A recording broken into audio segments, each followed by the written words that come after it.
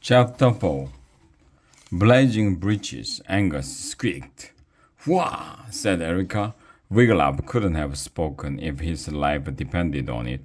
He just kept blinking. The dragon was twice their size. Violet tentacles sprouted from the top of his scarlet red skull. He wore a lumpered cook's apron. Looking for something? The dragon asked, narrowing his beady orange eyes. Food, Angus managed. The big dragon blew twin smoke rings from two holes on the sides of his head. No eating between meals at DSA. But we are hungry, said Angus. You wait for breakfast like the others, said the cook. You must be new students. Wiglaf felt as if his whole head was blinking. New students? Was this DSA a school for dragons? I am Caesar Gizzard, said the dragon, hissing white smoke as he spoke. School cook. He walked over to a cupboard. He took out a skillet and a jar. He opened the jar and poured what looked like green spaghetti into the skillet. Then he took a breath and blew out a jet of orange flame, setting the spaghetti aflame. DSA is a last chance school for dragons who have been kicked out of all the decent dragon schools. You know that, don't you? Wiglaf shook his head in time with his wildly blinking crest. Yes, here at DSA we work with the worst of the worst. Caesar Gizzard jiggled the skillet as he spoke. If you get bullied out of DSA, there's nowhere to go. End of the line. So we have rules here to shape up young slackers like you. Lots of rules.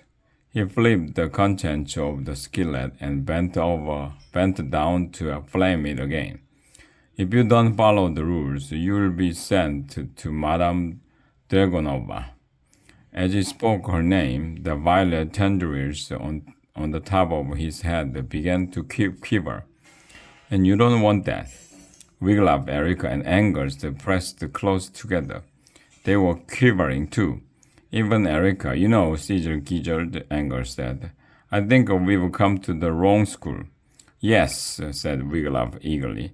It's all a mistake. Bye, said Erica. Nice meeting you.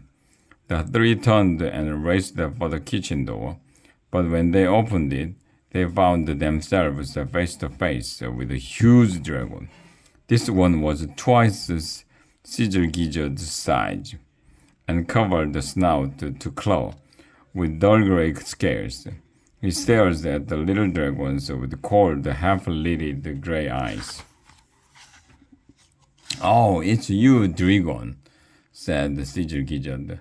More new students. Take them down to the Class 1 dorm, will you? With a nod, Dragon herded the three new dragon students out of the kitchen and down the hallway. When they reached an orchid doorway, Dragon shoved Wiglaf, Angus, and Erica into a dark room. It smelled nasty, as if something had been left smoldering on the stove. A chorus of snores and snorts filled the air. By the glow of his crest, Wiglaf was able to make out dozens of mounds on the floor. Each mound was a sleeping dragon. Poking them with a claw, Dragon herded them to the back of the room, where they found unoccupied piles of rags. The three quickly dove for the piles. Dragon beds, Wiglaf guessed. Dragon fixed them with a dark gray stare. Wiglaf shut his eyes. His heart was racing. He hardly knew what to think. 1 minute. He and his friends had been on an errand for their greedy headmaster. The next minute, they'd been turned into dragons and plunked down inside a school for problem dragons. He feared to open his eyes. He didn't want to see Dragon hulking over him. In a short time, he fell asleep. Up and at them, called the voice. Up, I say. It's a beautiful day at DSA. Bang, bang, bang. Fry pot. Wiglaf smiled sleepily.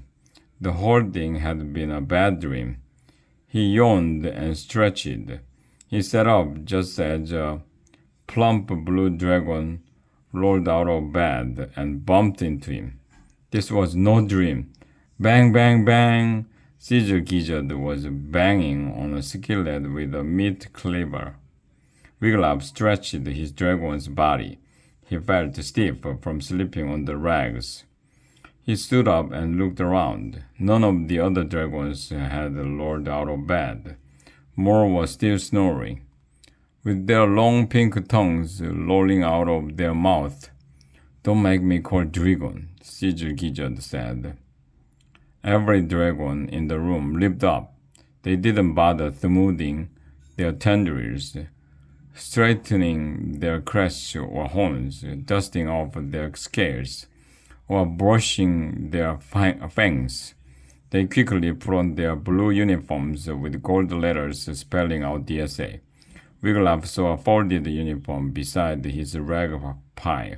He didn't want to stick out, so he put it on. Erica and Angus did the same. We have to get out of here, whispered Erica, and fast. Not that fast, said Angus. We are staying for breakfast. Are you crazy? Hissed Erica. But before she could say another word, a green and white striped dragon with the sleepy brown eyes hopped over to them. Her tendrils were tied in two pigtails. Peace, guys, she said. I'm CG. Who are you? I'm Silvershine, said Erica, taking her name from her scales. Juma, said Angus. You should see me fly. Wiglaf had not given any thought to a dragon name. His crest was his most unusual feature. Maybe he could find the name in that. I'm Blinky, Wiglaf said. He was instantly sorry. Blinky sounded like someone's parakeet. So what school did you guys get kicked out of? Asked CG. Oh, it's so small, you probably never heard of it, said Erica. How about you? Night Shredder Prep, said CG. I got caught not smoking in the girls' bathroom.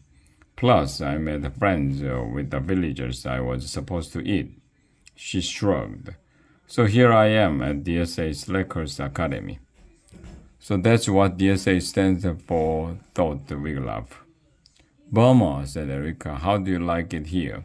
It's awful, said CG. The teachers here are really mean. They're always making us burn things up. She shuddered. You guys won't believe how much homework they piled on. Tons. How's the food? Asked Angus. Oh, it's great, said CG. Angus' blue eyes lit up. But only if you guys happen to like Mort Widgety with the Mort slime sauce. CG added, which I do not. Come on, I will take you to the cafeteria. But I'm warning you guys, don't get your hopes up.